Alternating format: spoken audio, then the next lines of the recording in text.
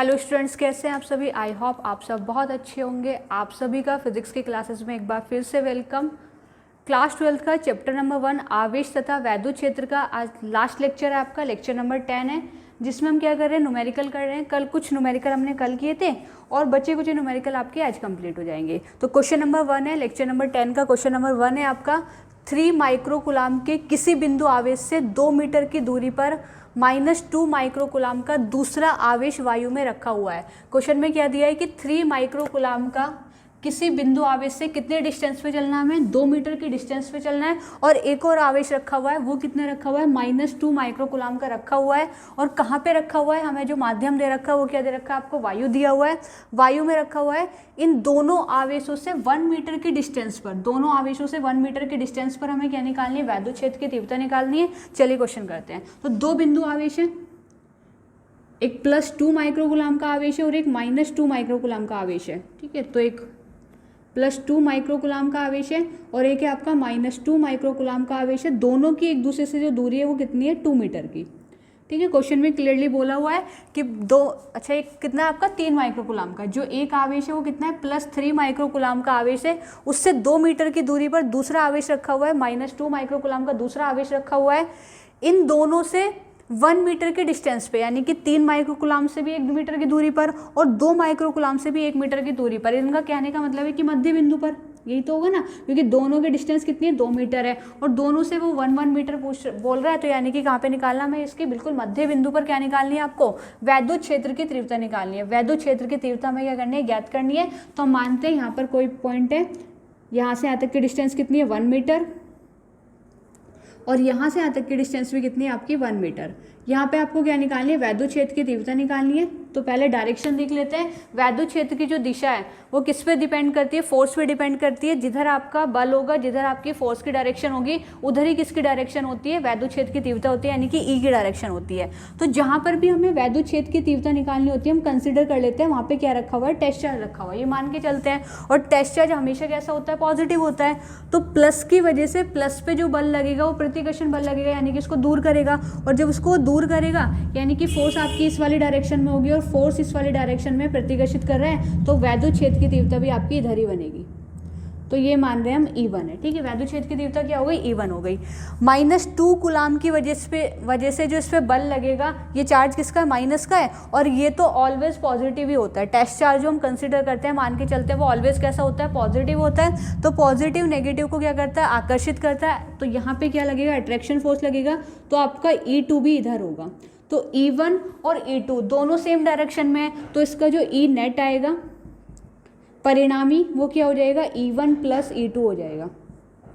जब भी हम किसी चीज़ की परिणामी निकालते हैं, परिणाम रिजल्ट निकालते हैं, तो अगर आपकी सेम डायरेक्शन होती है तो वहाँ पे आप प्लस करते हो, और अगर अपोजिट डायरेक्शन होती है तो माइनस करते हैं। ठीक है, ये चीज़ हमने सीख ली है कि अगर सेम डायरेक्शन होगा तो प्लस होगा, अपोजिट डायरेक्शन में वर्क हो रहा है, फोर्स लग रही है या इलेक्ट्रिक फील्ड बन रहा है, तो हमेशा क्या हो जाता है, आपका माइनस होता है। तो प्लस की वजह से भी डायरेक्शन उधर है और माइनस की वजह से भी डायरेक्शन उधर है। तो यहाँ पे वैद्युत क्षेत्र की तीव्रता जो होगी परिणामी, वो क्या हो जाएगी, E1 + E2 हो जाएगा। तो पहला हमें क्या करना है, दोनों निकालने, E1 भी निकालना और क्या निकालना है आपको, E2 भी निकालना है। तो पहले हम निकाल रहे हैं E1। फॉर्मूला क्या लगाएंगे, एक बिंदु आवेश के कारण वैद्युत क्षेत्र की तीव्रता होती है 1/4πε0 Q1/r²। ठीक है, हम इसको चार्ज मान लेते हैं, ये हमारा Q1 चार्ज है और ये आपका क्या है, Q2 है। डिस्टेंस तो अलग अलग मानने की जरूरत ही नहीं है, अगर ये भी 1 है और ये भी 1 है तो R ही मान लेते हैं दोनों को। ठीक है, यहाँ पे वैल्यू रखते हैं। इसके लिए वैल्यू होती है 9 × 10⁹। Q1 की वैल्यू आपको दे रखी है 3 माइक्रोकुलाम। तो माइक्रोकुलाम को हमेशा कुलाम में चेंज कर दिया जाएगा। तो कुलाम में चेंज करने के लिए 10⁻6 -6 हम क्या कर देते हैं, मल्टीप्लाई कर देते हैं। तो Q1 की वैल्यू है 3 × 10⁻6 डिवाइड में डिस्टेंस आपका कितना है, 1 है, तो 1 का स्क्वायर करोगे तो अगेन 1 ही आ जाएगा। 9 × 3 = 27 × 10⁻9 में से 6 पावर माइनस करोगे तो कितना बचेगा, 3 बचेगा और +3 बचेगा। तो आपकी E1 की जो वैल्यू आई है वो आई है 27 × 10⁻3 N/कुलाम। ये तो आया E1। अब E2 निकालोगे तो E2 के लिए आप फॉर्मूला लगा दोगे 1/4πε0। चार्ज कितना होगा, Q2 होगा, Q2 अपॉन में कितना, R², वैल्यू रखेंगे 9 इंटू 10⁻⁹ Q2 की वैल्यू कितनी है, तो Q2 की वैल्यू इस बार आपकी क्या दे रखी है, 2 माइक्रोकुलाम दे रखी है, तो वो फिर से क्या हो जाएगी आपकी 2 इंटू 10⁻⁻6 अपॉन में कितना हो जाएगा, यहाँ पे भी डिस्टेंस कितनी है तो 1 का स्क्वायर हो जाएगा, 9 2 से 18 इंटू 10⁻3, ठीक है। ये किसकी वैल्यू आ गई आपकी, E2 की वैल्यू आ गई। E2 की वैल्यू कितनी आ गई, 18 इंटू 10⁻3। हमें क्या निकालनी, परिणामी तीव्रता निकालनी है, तो परिणामी तीव्रता निकालेंगे हम।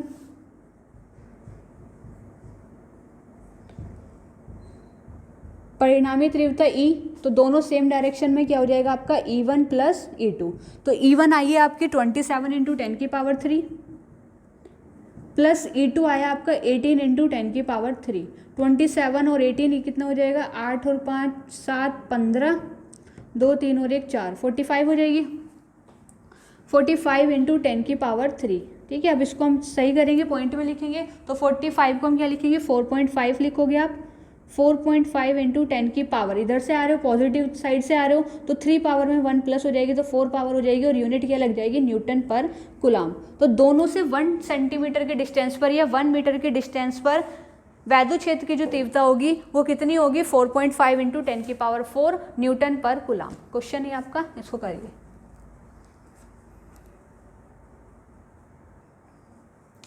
नेक्स्ट क्वेश्चन है आपका, एक इलेक्ट्रॉन तथा एक प्रोटॉन के बीच की दूरी 0.53 एंगस्ट्रॉम है, इस निकाय का वैद्युत द्विध्रुव आघूर्ण ज्ञात कीजिए। इस निकाय का हमें क्या ज्ञात करना है, वैद्युत द्विध्रुव आघूर्ण ज्ञात करना है। देखो एक अरेंजमेंट हो रहा है, एक इलेक्ट्रॉन है और एक प्रोटॉन है, एक इलेक्ट्रॉन है और एक प्रोटॉन है। तो एक हमें पता है इलेक्ट्रॉन पॉजिटिव होता है एंड इलेक्ट्रॉन नेगेटिव होता है, और प्रोटॉन कैसा होता है, पॉजिटिव होता है, ठीक है। तो एक इलेक्ट्रॉन दे रखा है इन्होंने, एक प्रोटॉन दे रखा है, दोनों का जो बीच का डिस्टेंस है 0.53 एंगस्ट्रॉम है, बहुत छोटा डिस्टेंस होता है। एंगस्ट्रॉम में दे रखा है, एंगस्ट्रॉम में तो 10⁻⁻10 होती है, तो बहुत छोटी वैल्यू है, बहुत छोटी डिस्टेंस है और छोटा डिस्टेंस है, और 2 आवेशों का अरेंजमेंट है, एक पॉजिटिव एक नेगेटिव है, तो वैद्युत द्विध्रुव बन जाता है। तो इस पर क्या बनेगा, वैद्युत द्विध्रुव आघूर्ण बनेगा, वो हमें क्वेश्चन में निकालना है। तो एक इलेक्ट्रॉन है और एक प्रोटॉन है, ये रखे हुए एक इलेक्ट्रॉन और एक प्रोटॉन, ठीक है। एक प्रोटॉन रखा हुआ है, एक इलेक्ट्रॉन रखा हुआ है, या फिर एक इलेक्ट्रॉन रखा हुआ है, एक प्रोटॉन रखा हुआ है। दोनों पे जो चार्ज होता है वो सेम होता है, कितना चार्ज होता है, इलेक्ट्रॉन हो या फिर प्रोटॉन हो, दोनों पे जो चार्ज होता है 1.6 इंटू 10⁻⁻19 कुलाम का चार्ज होता है, लेकिन एक पे पॉजिटिव होता है और एक पे कैसा चार्ज होता है, नेगेटिव होता है।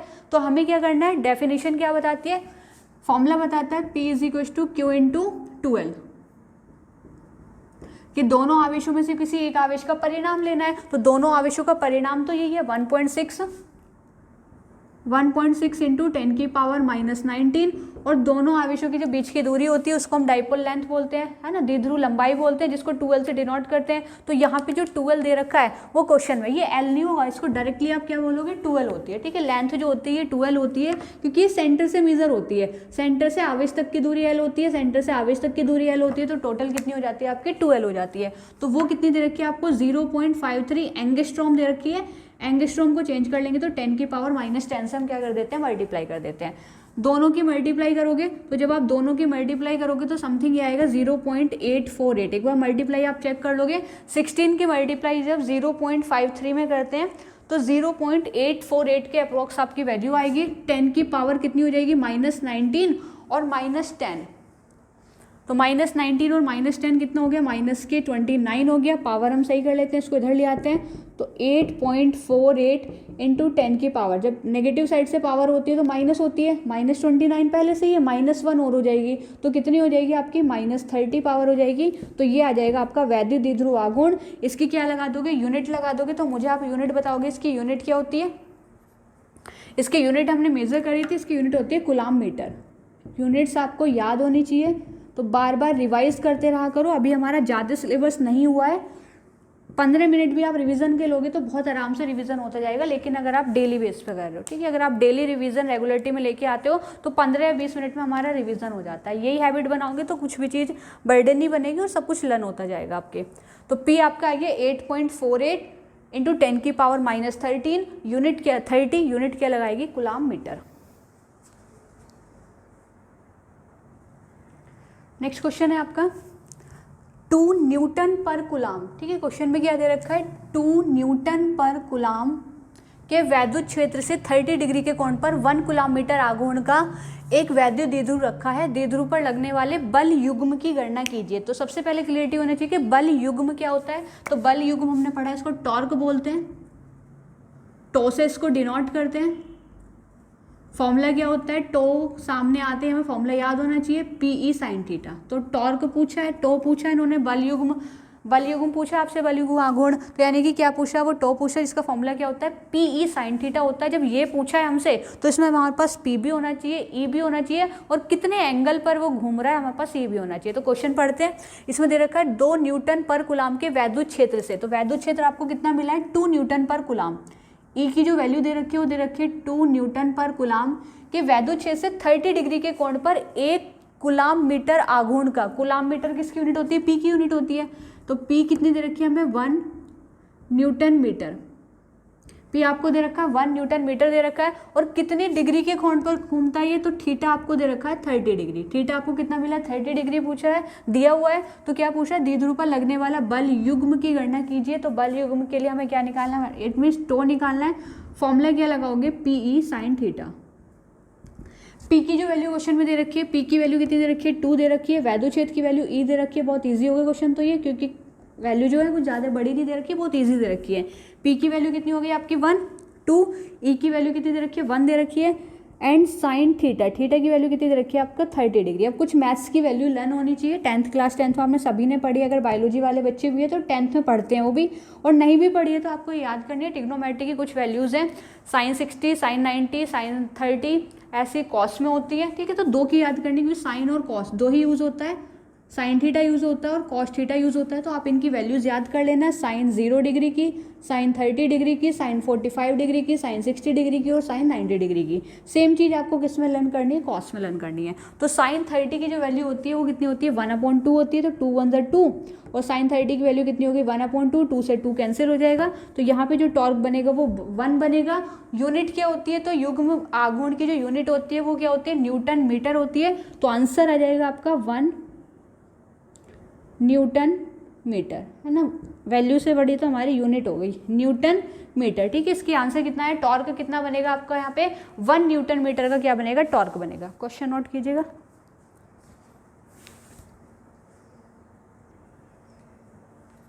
नेक्स्ट क्वेश्चन है आपका, एक वैद्युत द्विध्रुव 10⁵ न्यूटन पर कूलम के वैद्युत क्षेत्र की तीव्रता में 30 डिग्री के कोण पर रखा गया है। एक वैद्युत द्विध्रुव है, कितने वैद्युत क्षेत्र है, वैद्युत क्षेत्र दे रखा है 10⁵। तो ई की जो वैल्यू आपको दे रखी है, ई की वैल्यू दे रखी है 10⁵ न्यूटन पर कूलम के वैद्युत क्षेत्र की तीव्रता में 30 डिग्री के कोण पर रखा हुआ है। अगेन यहाँ पे थीटा कितना दे रखा है आपको, 30 डिग्री दे रखा है।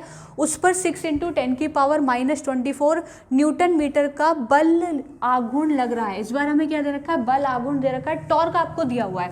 तो टो की जो वैल्यू दे रखी है वो कितनी दे रखी है, 6 × 10⁻⁻24 न्यूटन मीटर। यूनिट लर्न होना बहुत ज़रूरी है। यूनिट से ही हमें क्या पता चलता है, क्वांटिटीज़ पता चलती है कि वहाँ पे किसकी बात हो रही है। अब न्यूटन मीटर है, न्यूटन मीटर आपको पता नहीं होगी किसकी यूनिट है तो कैसे करोगे आप। न्यूटन मीटर हमें पता होना चाहिए कि किसकी यूनिट होती है, तो बल आघूर्ण की यूनिट लगी होती है। तो क्लेरिफाई करना, जस्टिफाई करना ईजी हो जाता है कि क्या दे रखा है आपको, आगे क्या पूछा है। तो वैद्युत द्विध्रुव के आघूर्ण की गणना कीजिए। वैद्युत द्विध्रुव के आघूर्ण की गणना करा रहा है, यानी कि आपको क्या निकालना है, यहाँ पे पी निकालना है। पी निकालोगे, फॉर्मूला तो टो का लगाएंगे, क्या फॉर्मूला होता है, पीई साइन थीटा। वैल्यू रख देते हैं। टो की वैल्यू इस बार दी है हमें 6 × 10⁻⁻24। पी आपको निकालना है। ई की वैल्यू दे रखी है 10⁵, और साइन थीटा की जो वैल्यू दे रखी है वो कितनी दे रखी है, 30 डिग्री, साइन 30 डिग्री। इसको इधर ले आते हैं, सॉल्व कर लेते हैं पहले। 6 × 10⁻⁻24, ये मल्टीप्लाई में तो किस में आ जाएगी, ये डिवाइड में आ जाएगी 10⁵। पी मल्टीप्लाई में साइन 30 की वैल्यू 1/2 होती है, तो 1/2 आपका यहाँ पे आ जाएगा। जो चीज़ डिवाइड में होती है वो कहाँ पे आ जाती है, मल्टीप्लाई में आ जाती है। तो 2 इसका कहाँ पे आ जाएगा, आपका मल्टीप्लाई में आ जाएगा। तो ये 2 जब इधर जाएगा तो 6 × 2 = 12 बना देगा। P = 12 × 10⁻⁻24, और ये पावर भी ऊपर जाएगी, नीचे प्लस की ऊपर जाएगी, किसकी हो जाएगी, माइनस की हो जाएगी, -5। तो P की वैल्यू हो गई 12 × 10⁻⁻, माइनस प्लस होता है तो 24 और -5, तो कितना हो जाएगा, माइनस का 29 हो जाएगा। इसको हम क्या लिखेंगे, 1.2 लिखेंगे। पॉइंट उधर से आया, जब कहीं भी पॉइंट नहीं होता तो लास्ट में होता है, यहाँ से यहाँ पे आया है तो 10 की पावर, जब पॉइंट जो है आपका उधर से आता है तो पावर प्लस हो जाती है। 1 स्टेप यहाँ पे आया है तो 29 में +1 करोगे तो माइनस का कितना हो जाएगा, 28 हो जाएगा। तो पावर हो जाएगी आपकी 28। यहाँ करके दिखाऊँ कैसे था, 29 था, जब हम यहाँ से यहाँ आए हैं तो 1 पावर इस पर क्या हो जाएगी, प्लस हो जाएगी। जब इधर से आते हैं पॉजिटिव साइड से आते हैं तो प्लस होता है, नेगेटिव साइड से आते हो तो क्या होता है, माइनस होता है। तो P आपका कितना हो गया, 1.2 इंटू 10 की पावर -29 + 1, तो कितना बचेगा, माइनस के 28। और यूनिट क्या लगाओगे आप इसकी, तो P की यूनिट क्या होती है, कूलाम मीटर। द्विध्रुव आघूर्ण की यूनिट क्या होती है आपकी, कूलाम मीटर होती है। तो ये आपका आंसर है।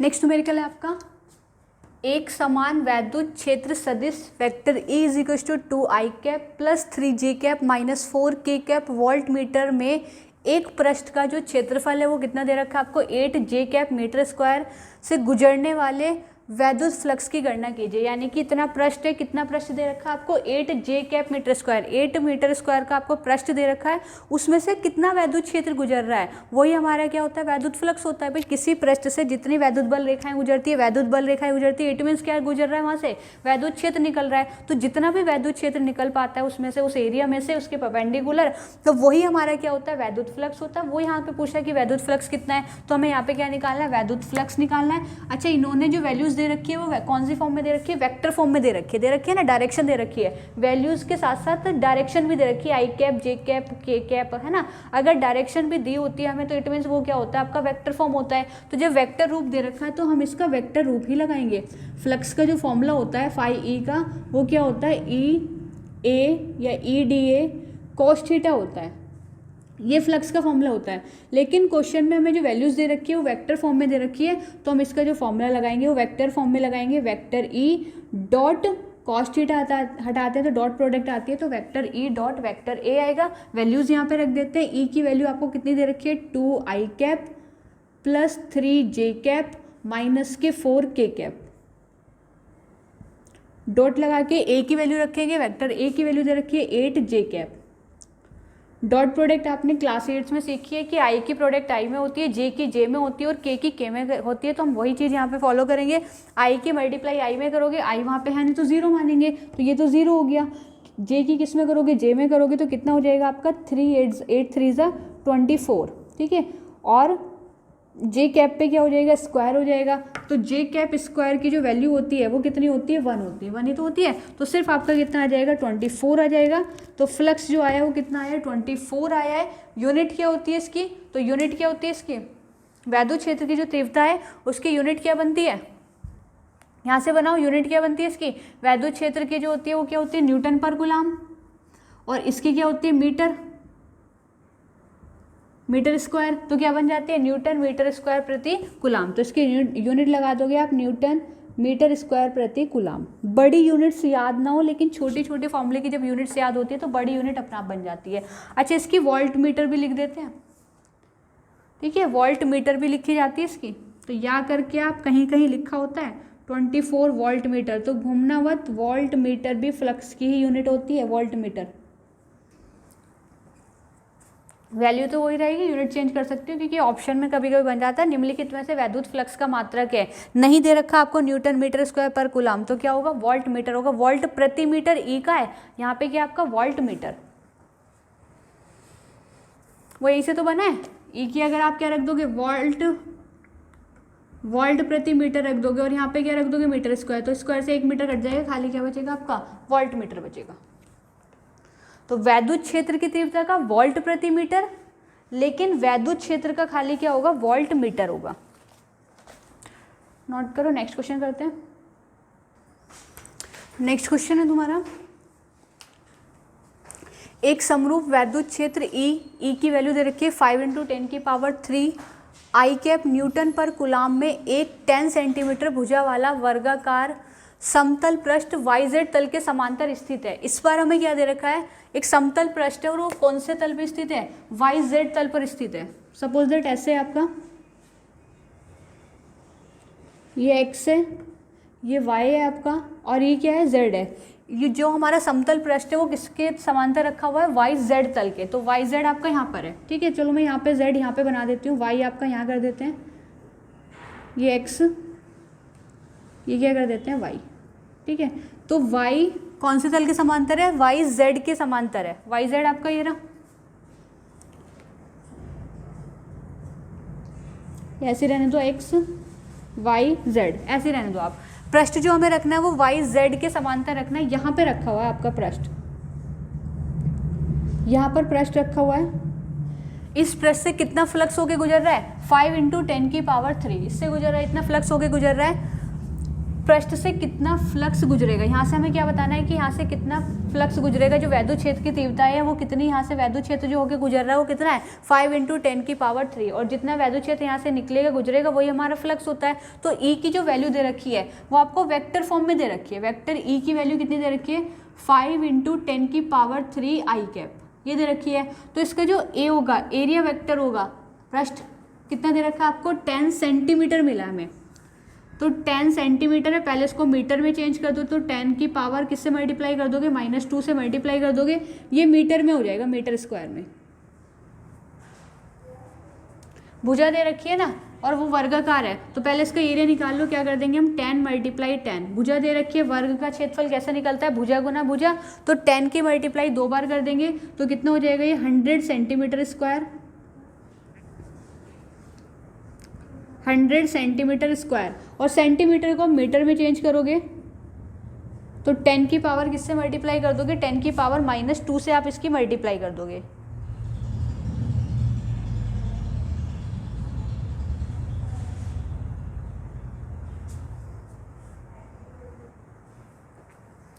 ठीक है, सेंटीमीटर को मीटर में चेंज करेंगे तो 10 की पावर -2 और इसके ऊपर क्या होल स्क्वायर भी है, तो कितनी पावर हो जाएगी आपकी, 4 पावर हो जाएगी, मीटर स्क्वायर। अब आप मुझे इसके बताओगे इसके, क्योंकि ये हमें जो दे रखा है वो किस में दे रखा है, वेक्टर फॉर्म में दे रखा है, तो इसका ए जो है, एरिया जो है वो भी वेक्टर फॉर्म में होना चाहिए। तो इसका एरिया क्या होगा, हमें बताया गया है कि जो वैद्युत बल रेखाएं हैं वो पृष्ठ के कैसे गुजरती है, समतल समांतर है, लंबवत गुजरती है। तो पृष्ठ आपका y z तल पर है, तो इसका जो लंबवत अक्ष होगा वो कौन सा होगा, x होगा, और x की जो डायरेक्शन होती है वो क्या होती है आपकी आई कैप होती है। तो इट मीन्स यहाँ पे अगर हम इसकी डायरेक्शन लगाएं तो डायरेक्शन इसकी क्या होगी, आई कैप होगी, तो इसकी डायरेक्शन है आपकी आई कैप।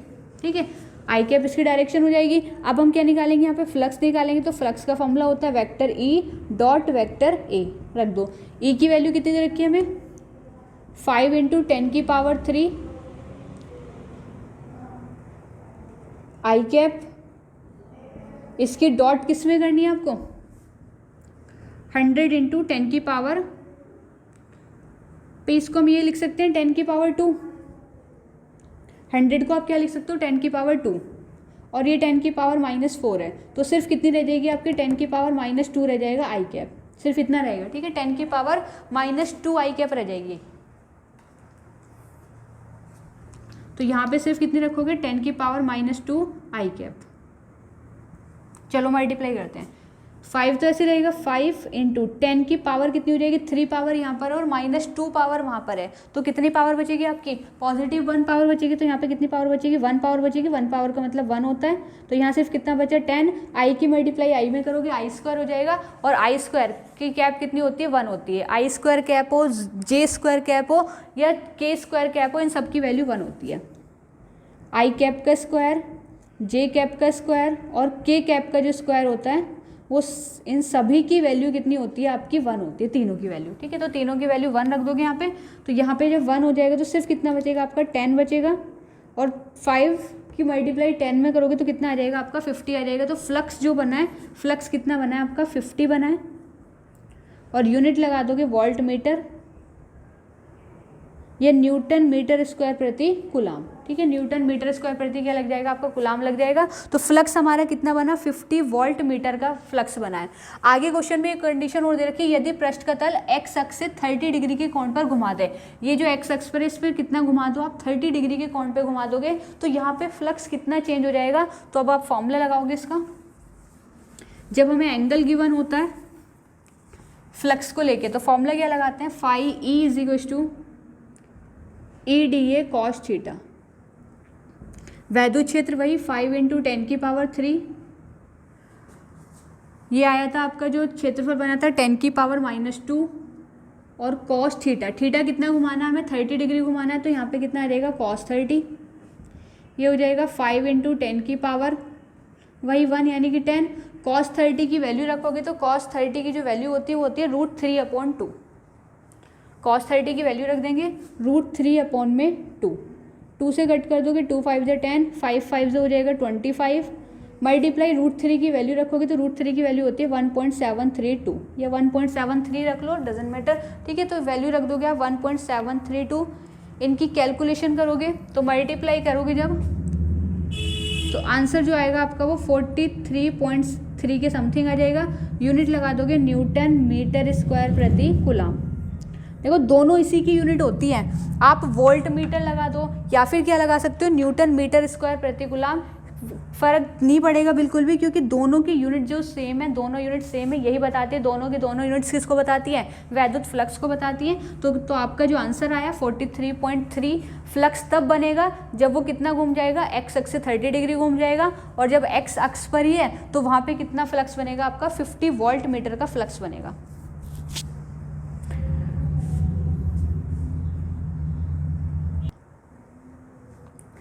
नेक्स्ट क्वेश्चन है, यदि 17.7 पिको कूलम, स्मॉल p दे रखा है और कैपिटल C दे रखा है, इसका मतलब होता है पिको कूलम।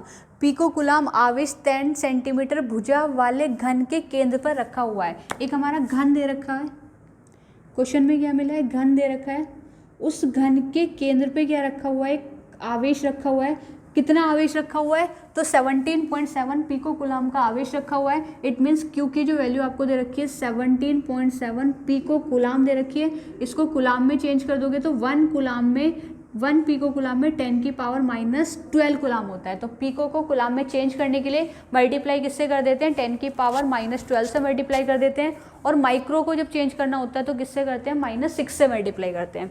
तो यहाँ पे कितना हो जाएगा 17.7 × 10⁻⁻12 कूलम घन के केंद्र पे रखा है। तो घन की प्रत्येक सतह से, देखो यहाँ पे एक वर्डिंग इंपॉर्टेंट है, प्रत्येक सतह से निकलने वाला वैद्युत फ्लक्स का मान ज्ञात कीजिए। अगर वो ये ना बोलता कि प्रत्येक सतह से, सिर्फ वो ये बोलता कि इस घन से निकलने वाले कुल वैद्युत फ्लक्स का मान ज्ञात कीजिए, तो हम फॉर्मूला क्या लगाते हैं, φE = गॉस थ्योरम लगाते हैं, Q/ε0। ये गॉस थ्योरम क्या बताते हैं, किसी भी बंद पृष्ठ में जो आवेश रखा हुआ है, जिस उससे जितना भी क्या निकल रही है, वैद्युत क्षेत्र रेखाएं निकल रही है, वही हमारा क्या होता है, फ्लक्स होता है। तो वो टोटल घन से बोला होता है, टोटल पृष्ठों में जो दिया होता है, लेकिन उन्होंने बोला है कि प्रत्येक सतह से, इस 6 सतह है इसकी, ठीक है, प्रत्येक सतह से, इसकी जो 6 सतह है, एक ऊपर है और एक इसके अंदर है, तो 6 सतह से अलग अलग से कितना फ्लक्स यहाँ से बनेगा, कितना फ्लक्स गुजरेगा। तो आप फॉर्मूला क्या लगा दोगे, भाई ये फॉर्मूला तो है Q/ε0, लेकिन प्रत्येक सतह से निकालना है तो किससे डिवाइड कर दोगे आप, 6 से इसको डिवाइड कर दोगे, क्योंकि ये टोटल है 6 पृष्ठों से मिलके बनी है, हमें प्रत्येक का निकालना है, तो किससे डिवाइड कर दोगे आप, 6 से डिवाइड कर दो, क्योंकि 6 पृष्ठ इसकी वैल्यू रख देते हैं। Q की वैल्यू कितनी दे रखी है, 17.7 × 10⁻12। 6 ε0 की वैल्यू हम लेक्चर में पढ़ चुके हैं, कितनी निकल के आई थी, तो 8.85 × 10⁻12, ठीक है। इसकी जो वैल्यू होती है वो कितनी होती है, 8.85 × 10⁻12। सॉल्व कर लो अब इसको, पावर तो दिख रही है आपको, कैंसिल ही हो गई, 12 पावर नीचे 12 पावर ऊपर है, और सेम ही साइन है, वो भी नेगेटिव है वो भी नेगेटिव है, तो दोनों पावर्स तो आपकी क्या हो जाएंगी, कैंसिल हो जाएंगी, ठीक है। दोनों पावर तो कैंसिल हो गया, तो सिर्फ कितना बच रहा है, जो फ्लक्स बच रहा है, पॉइंट से पॉइंट नहीं काट सकते आप, यहाँ पे एक डिजिट बाद है, यहाँ पे 2 डिजिट है, तो यहाँ पे आप क्या लगा लो, 0 लगा लो, तो इसका पॉइंट और इसका पॉइंट भी क्या हो जाएगा, कैंसिल हो जाएगा। तो फ्लक्स जो डिपेंड करेगा वो 1770, और नीचे कितना बच रहा है, 6 मल्टीप्लाई में 885। अब इसको हमें कैलकुलेट करना है, कैलकुलेशन कैसे करोगे, दोनों को पहले हम 5 से कट कर लेते हैं, 5 1 5, 3 उधर जाएगा, 5 7 35, 5 7 35, 5 से इसे कट करो, 5 3 15, 2 इधर जाएगा, 5 5 25, 2 इधर जाएगा, 5 4 20। ये इससे देखो 2 टाइम्स कट रहा है शायद, अगर हम इसके 2 से मल्टीप्लाई करते हैं तो 2 7 14, 2 7 14 और 1 15, 2 1 2, और 1 3, 2 टाइम्स कट रहा है ना, तो ये इससे कितने टाइम्स कट जाएगा, ये इससे कितने टाइम्स कट जाएगा, 2 टाइम्स कट जाएगा। तो आपका जो 5e आ रहा है वो कितना आ रहा है 2/6, और इसको भी हम काट देंगे, 2 1 2, 2 3 6, कैलकुलेशन इजी हो गई। 3 से 1 को डिवाइड करना है, 3 से 1 को डिवाइड कर देते हैं, तो पॉइंट लगा के 0 लगाओगे, 3 3 9 वही बचेगा, पॉइंट लग रहा है 0 लगाओगे, अच्छा 1 बचेगा ना यहाँ पे, पॉइंट लग रहा है 0 लगाओगे, 3 3 9, यानी कि हमारा 3 3 ही चलता रहेगा। तो आपका जो फ्लक्स बनेगा वो कितना बनेगा 0.33। पॉइंट के बाद 2 डिजिट निकाल लो, काफ़ी है, 3 3 आती रहेगी तो 3 3 ही रखनी है। और फ्लक्स आपका है, फ्लक्स की यूनिट क्या बनाएगी, न्यूटन मीटर स्क्वायर प्रति कूलम। तो ये आपका इतना इसमें से फ्लक्स निकलेगा।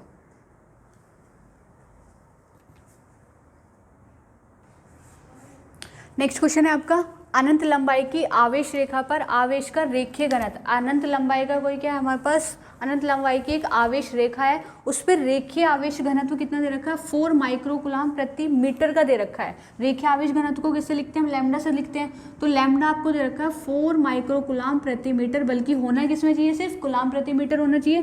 तो इसको मल्टीप्लाई चेंज कर देंगे हम, माइक्रो को हटाने के लिए 10⁻⁻6 करते हैं कूलम पर मीटर, ये हो गया।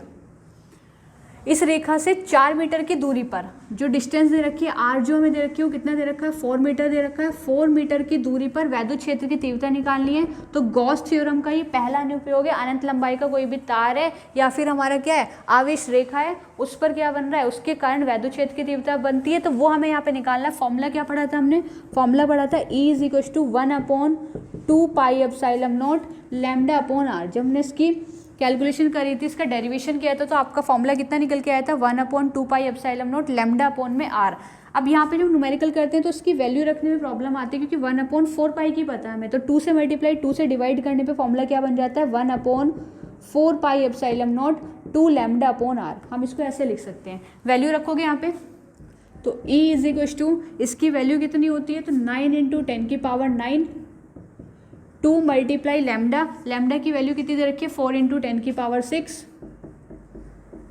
काफ़ी इजी क्वेश्चन हो गया। नीचे क्या दे रखी है, डिस्टेंस, तो डिस्टेंस आपको कितनी दे रखी है, 4 से 4 कैंसिल हो जाएगा, 9 2 से कितना हो जाएगा 18 मल्टीप्लाई 10⁹ में से 6 माइनस करोगे 3 बचेगा। पॉइंट इधर ले आते हैं, इसको आप लिखोगे 1.8, उधर से आ रहे हो पॉजिटिव साइड से तो प्लस हो जाएगी, 1 पावर प्लस हो जाएगी, तो कितना आ जाएगा 4, और यूनिट लगा दोगे न्यूटन पर कूलम। तो वैद्युत क्षेत्र की जो तीव्रता बनी है वो कितनी बन गई आपकी, 1.8 ×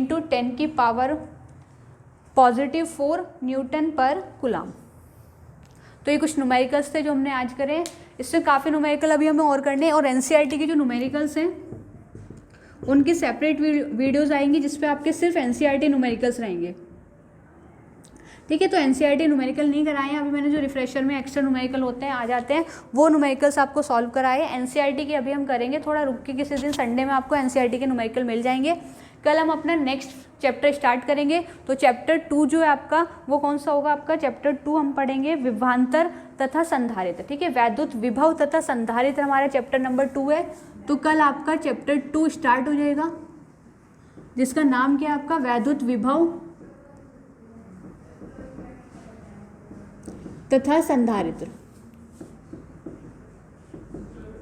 तो आपको थोड़ा सा बुक में इसमें टॉपिक्स वगैरह एक बार क्वेश्चन की रीडिंग कर लिया करो, चैप्टर्स की रीडिंग करना इंपॉर्टेंट होता है। जैसे छोटी क्लास में आप रीडिंग करते थे, तो एक बार चैप्टर्स की रीडिंग जरूर लगाया करो।